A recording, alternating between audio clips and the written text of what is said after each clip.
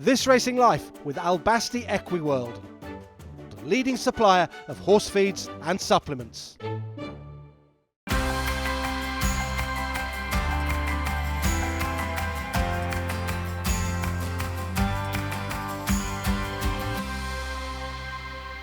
Hello everyone and welcome to the latest series of This Racing Life, and to kick things off we've taken a trip to Wales to visit 3 yards, all of whom have lofty expectations for the campaign ahead.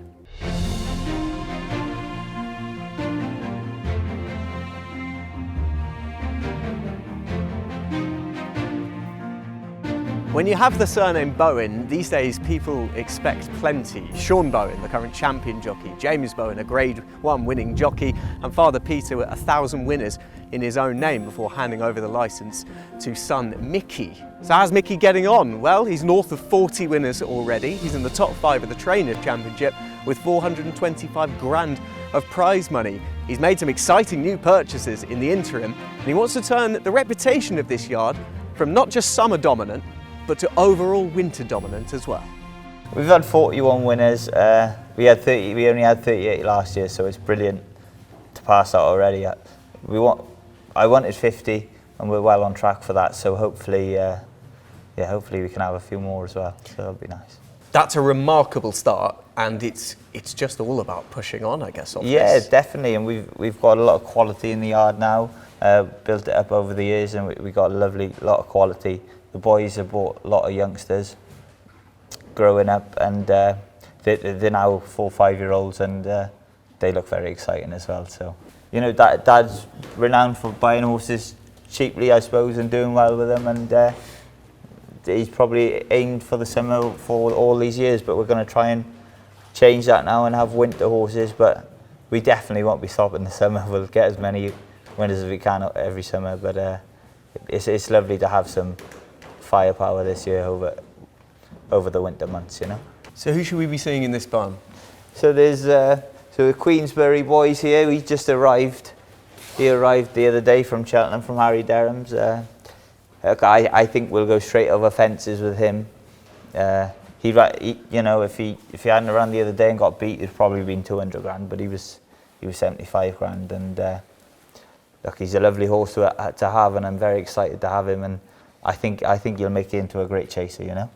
Is it when a horse comes to the yard for the first time, is there an adjustment period for you to get to know them, or is it a kind of a case-by-case basis? I think, yeah, you've got to know them. He's come looking, obviously Harry's top-class trainer, he's come looking very well, and I think we'll just push on and go over fences, because he's not a novice no longer. So, yeah, straight over fences, and I'm very excited for him for this season. How has he taken seeing 6-figure sums for horses, given that he carved out his niche in finding that diamond in the rough? And also I believe he's now running the business side of things. So has he tapped you on the shoulder and gone at any point? Yeah, no, it's great to have Mr. Gowen in the yard, and he's spending a lot of money and on really nice horses. We pinch ourselves every morning, I think, and we're so lucky that we all brilliant owners, and we appreciate we got a long way to travel, but we try our best. Is that the side of the business you enjoy, in mapping out potential routes, and if this goes well then we can push on to that, or is it very much here's what's in the next month and here are the horses we can run in it? It all depends on the horse, really. I think, you know, the lower grade horses, maybe you've got to, you know, see how you go, feel your way, and then the better horses sort of, it's planned out for you, really, isn't it? But is there almost a sense of, not necessarily more, but a different level of satisfaction when you can get a horse who, in the wrong hands or under the wrong set of circumstances, may never win a race, that you manage to get to win a race because of your judgment? I think they're better training performances than anything. You know, winning with a horse you never think will win a race.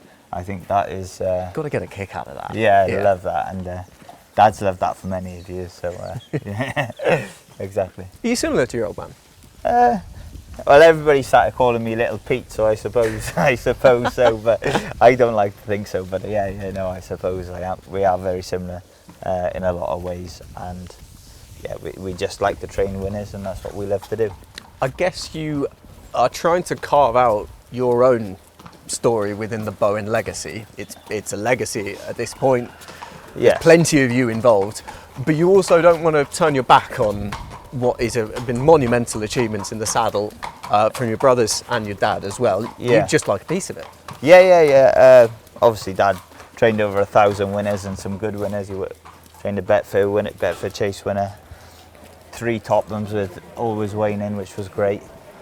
So, you know, sort of summer plates, I've lost count how many he won. So, yeah, no, what Dad's done is an amazing achievement.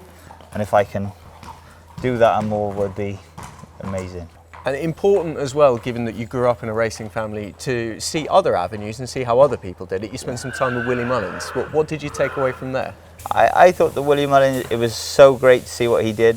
Brilliant horseman. No stone was left unturned, and you can see why when you go there. He's champion trainer. So try and take a piece of it, like learn a bit from there, and you know, try to put it into our training as well. But I don't know if I quite go up to Willie Mullins' standard, but no, he is a great family, and it was great to spend some time there.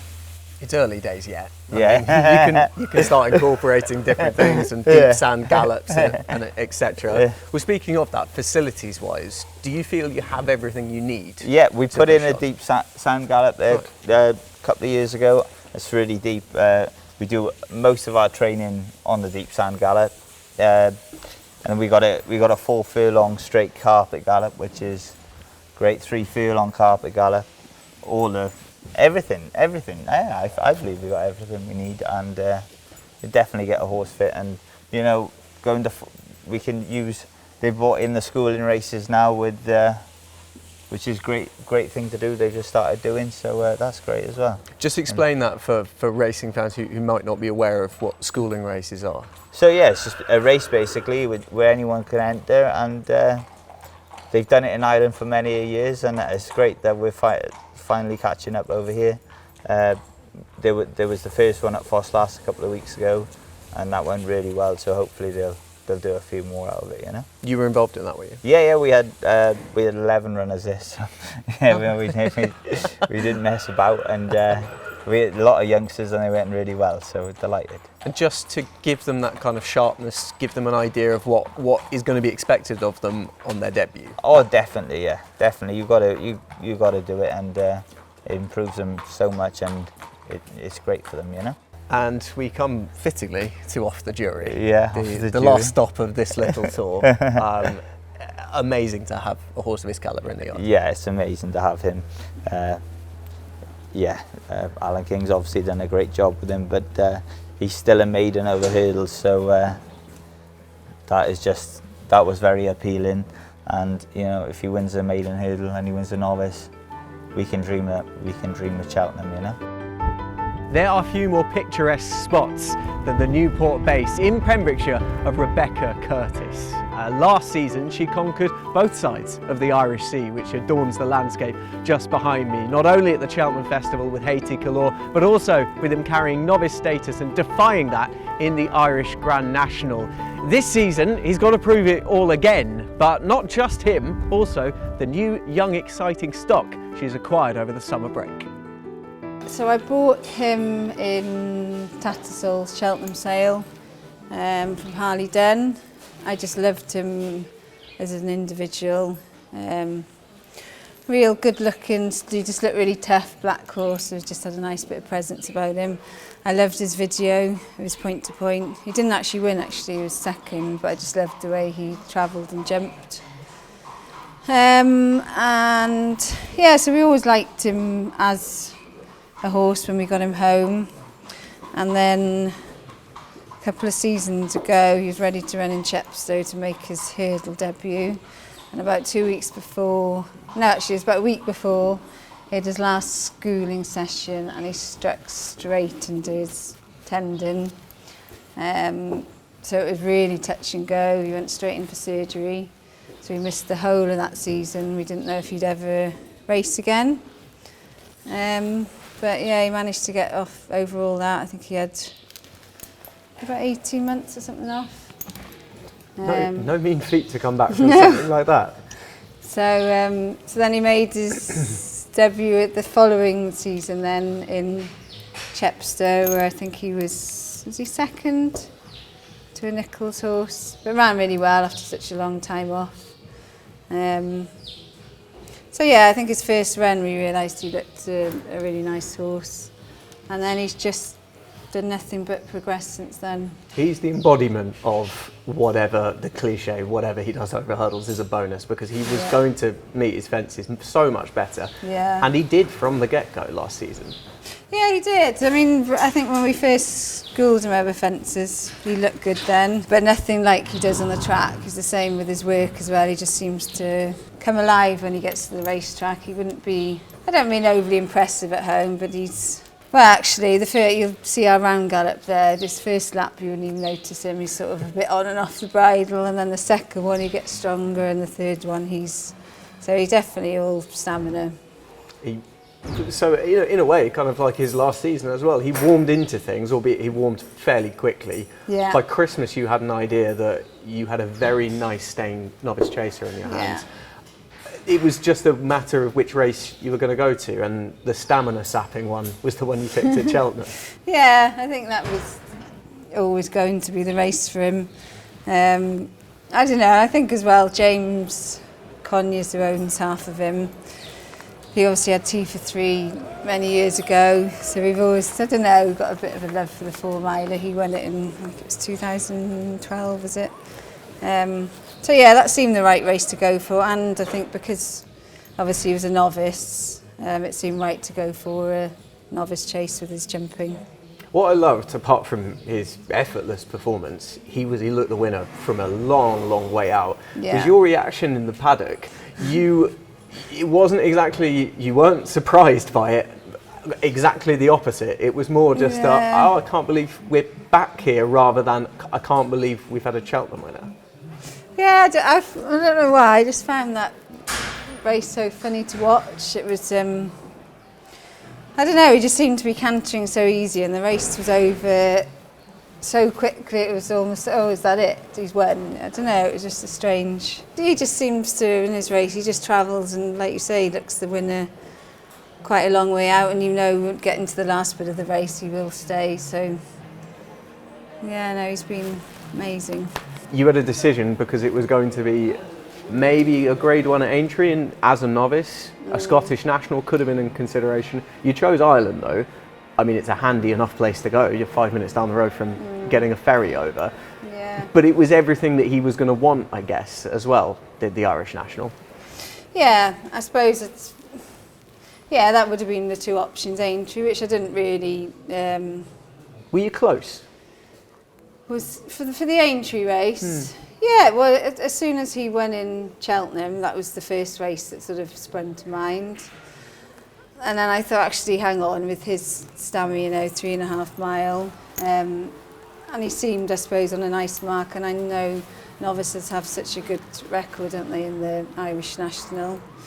And it was something a little bit out of the box to do, I think. And James Conyers, his wife Helene is Irish, and Dave McDermott's got Irish roots. So it was just a nice, something different to do, I think, and a shot at a big pot, which he probably wouldn't be on that mark again.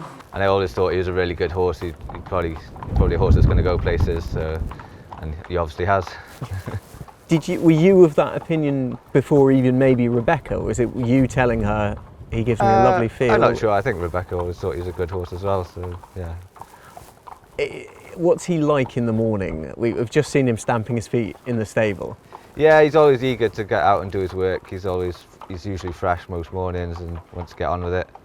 And then once he's done his work, he's pretty chilled out for the rest of the day. Then he'll just chill out in his box, and it's pretty good then. Is there an element of you'll never see the true Haiti Couleurs anywhere near home? It has to be on a race course.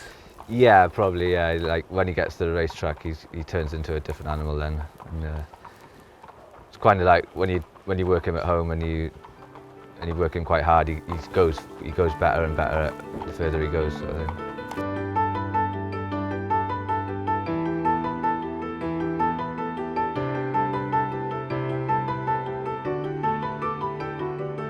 Rebecca, I can see why anyone would train racehorses around here. It's truly stunning. What are some of the advantages you have from training down here?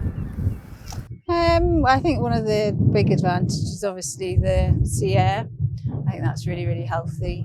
It's a nice, quiet, peaceful, place to train. We've got our own gallops, so not having to share them with anyone. Lots of turnout. They'll often go out in the middle of the gallop here. Nice green grass for them. Just a nice, peaceful place to be, I guess. Was it always a foregone conclusion that you were going to end up, firstly, training racehorses, but more so back here in a place that you know extremely well? Yeah, I think so. I think it would have been, obviously, because this is my dad's kind of dairy farm, it would have been silly for me to think of going anywhere else. Most of my family's here as well, and I'd be quite family orientated. So, and Dad helped me obviously starting off.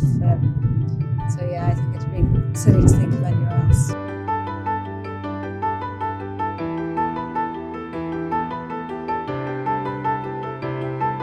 Rebecca, you've always got to be looking forward in this game, and look forward you have. You found a giant in Keltide. He is 4 and he is massive already. Yeah, no, I absolutely love him. We bought him in Doncaster as a store. He's quite reasonable actually. I think we give 40 for him, which I was surprised because he's by a sire, but I don't even know how to say it, Bowen. Well, probably. Yeah. Yeah, off the Saints mare. I think I just bought him lucky, I guess, because a lot of them I saw in the next sale, Goff sale, were making a lot of money, 80 to 100 grand, 3-year-olds. So all he's done is grown, really, really pleased with, very straightforward horse. So I've actually got him in the 100 grand Goff bump in March. So I'm hoping to get a couple of nice bumpers in before that. So that's his main target. He's actually going off to Fosslas today for his first racecourse gallop. And it's treading slowly with him. He's a big boy. He's probably not yet sure how to utilise that. Well, he knows how to bite. Yeah, I mean, we have brought him along quite slowly. Although he's done plenty now, he's ready for his first... Oh, sorry. Not at all. Ready for his first run. But I think being French as well, I don't know, they all seem to be a little bit more forward, so I wouldn't call him totally backward. And carrying on the French theme, in the next box over, we have a band organisé who is a fascinating type on paper. How did you come to acquire him? Oh, I absolutely love him. Hoping, if ever I thought one day something might turn into a Gold Cup horse, it genuinely is this one. He's only 4, and I just love the way he gallops, he stays, he's got speed, he jumps, and I know he's got his rug on now, but probably the most nicest looking horse you will ever see in the flesh, I would say.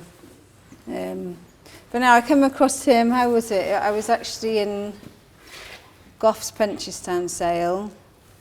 I hadn't overly looked at him in the catalogue. I think he had FF by his name, and I was in the ring going to bid on another horse, and he walked past me, and I went, "Oh my God, what is that?" And I quickly looked, and then I spoke to Mick Goff, who consigned him, and he absolutely loved him. So I ended up buying him then, and I actually think he was good value because he pulled they were sort of 30 lengths clear. So he slipped after the last, came down, he was clear with Manila, I can't remember his name, I should know. So he made 350, the horse was upsides, and I think I bought him for 125, so I think he was well bought. And while the rain may not be to a racing TV presenter's taste, the trainers have been begging for it. Sam Thomas would have liked more runners so far, but the strike rate is admirable. And as he details to Andrew Blair-White, he's hoping the new recruits live up to expectations. We've managed to get a few runners out in the last sort of couple of weeks. You've seen some of the first schoolers we've had on the grass here, so obviously weather has been against us, and finally, like you say, we've got some rain, and I'm sure there's lots of trainers just like myself with horses ready to run. Yeah, you've barely had a handful of runners this season, but already showing some good results. I suppose Celtic Dino being the high-profile winner in the Welsh Champion Hurdle, that must have given you plenty of satisfaction to land that pot. Definitely, and it's a quiet summer for us in terms of runners. We have lots of things going on here, breaking these youngsters on in and bringing them on quietly. But in terms of runners, it's always that pressure that I probably put on myself because you sort of don't quite know where you are with them. And huge credit to the team for the results we've had so far this season. Yeah. I suppose people looking in will see the fact that you don't have many, if any, runners during the summer months. So what goes in behind the scenes here that we won't have seen? Yeah, so I mean, the horses you're seeing on the track now, I suppose, is part of a process which starts years before that, and so the boss will be buying horses from France as yearlings, as 2-year-olds, and they all come directly to the yard here. So we'll be breaking those horses in. And sort of starting their careers off really. So through the summer months, it's mainly just educating those young horses, lots of schooling, and we're in such a lucky position here. We've got great facilities and some amazing hacking. So the horses get an amazing starting life here, and it's all just done nice and slowly and quietly, and there's never any pressure put on them, which is great. Yeah, we see so many of your horses coming through a similar type of system, French bred. How do they go about being bought? And I suppose, can you bring us through how the first couple of years of their life would be here? Yeah, so the majority of the horses, I suppose, are bought from Arcana sales in France. Mr. Walters, generally buys through High Flyer. Dave Foot has bought some lovely horses, and sort of with the right people, doing that and looking at the pedigrees and looking at the physical. Generally, they're sort of buying the right horses. So we're getting to see some of the newer stallions from France, in their first seasons, if you like, which is really nice for me because I'm getting to get my hands on some new, unexposed and exciting stallions. And like I say, they come here and sort of have a great start in life. And with some of those stallions, is there a little bit at times where you've got to take risks with kind of the money you're dealing with, that you're almost hoping that a new stallion might turn into the one that then everyone else wants? Absolutely. I think you probably have to pay a bit more for a first season stallion just for that hype, if you like. This chap next door is a Moses Haas, and he's had his first runners in France this year, and sort of again they were sort of selling very well at the sales, and it might take 2 or 3 years to realise actually they're sort of not quite the horses you're hoping for. But as a whole, we try and get hands on some nice pedigrees. We've got lots of nice Dr. Dinos, and for me that just makes my life a bit easier.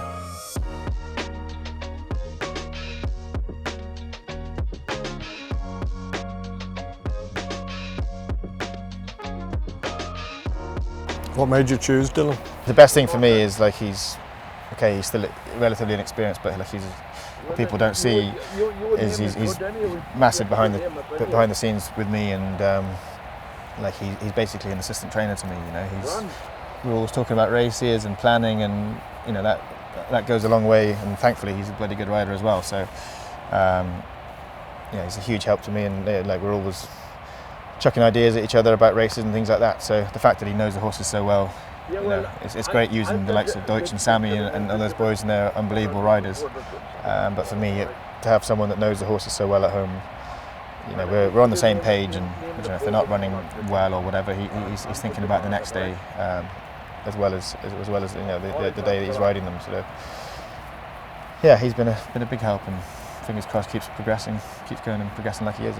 And we're seeing him school obviously an awful lot of the proper good horses here. Yeah. How important is it that you've got somebody that's going to be here and doing all that work with them? Yeah, absolutely, it's huge really, because you do, as a jockey, you can get on and jump a horse and get on it and ride it to the start and think you know it. But to ride these novice chases, I think it's hugely important because you want them to have the confidence to go down to the first fence and get on with it. And I think it's got to be a huge positive really. And they're good horses running in big races, and to watch him ride, it's clear that he could always ride. And we used him on Al Dancer a couple of times as a £7 claimer, and these good riders, you don't have to tell them, they just have something. And he's come a long way, and he's still got a way to improve, and he's getting stronger all the time. But he's a very quiet rider, and he reads the race very, very well. I think that's the most important thing. With any young jockey, it's you don't want to overcomplicate them with instructions. You want someone that can go out there and use their own head.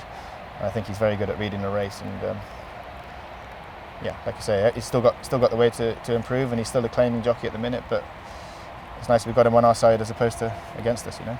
I was at Ollie's at the time, Ollie Murphy's as a conditional, and to be fair, like, he was kind of chucking loads of rides at me, which probably got maybe Sam's attention, and I rode for Sam one day, just a Wednesday at Chepstow or something, Wednesday or Thursday at Chepstow.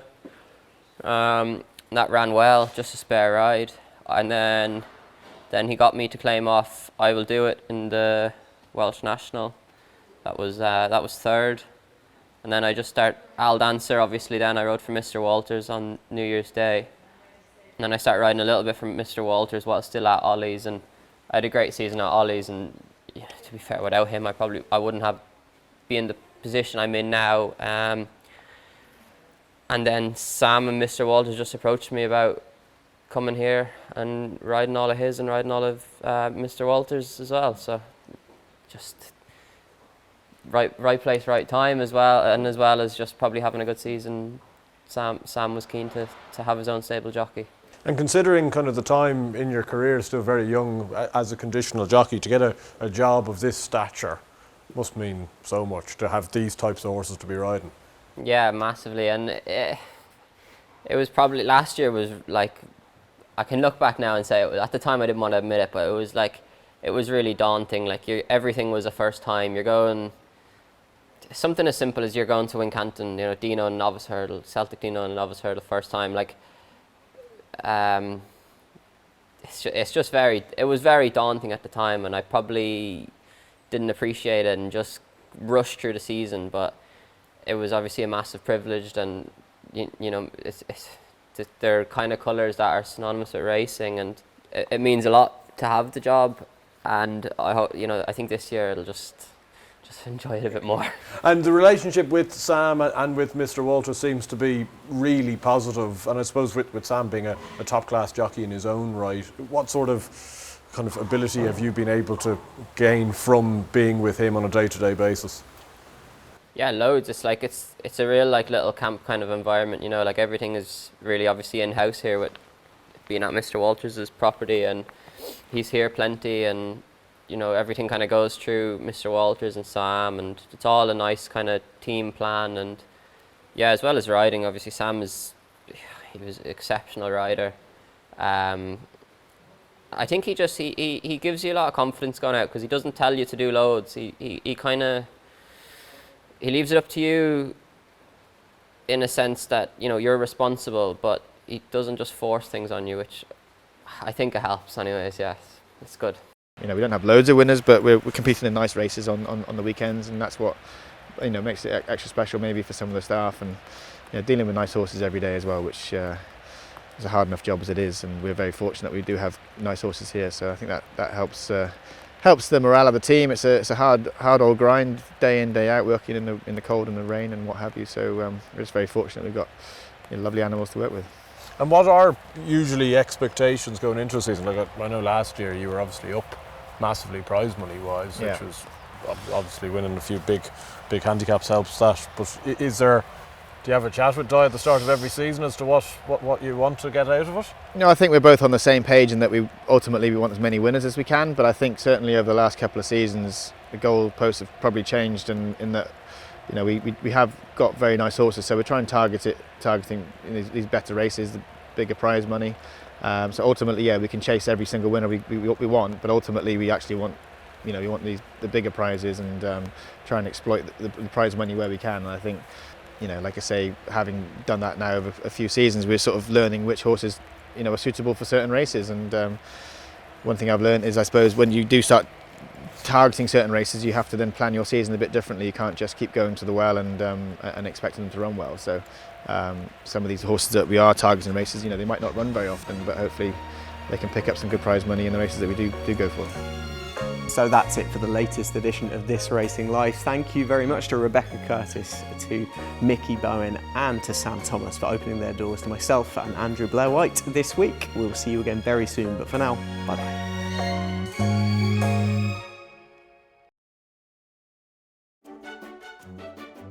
This Racing Life with Albasti Equiworld, the leading supplier of horse feeds and supplements.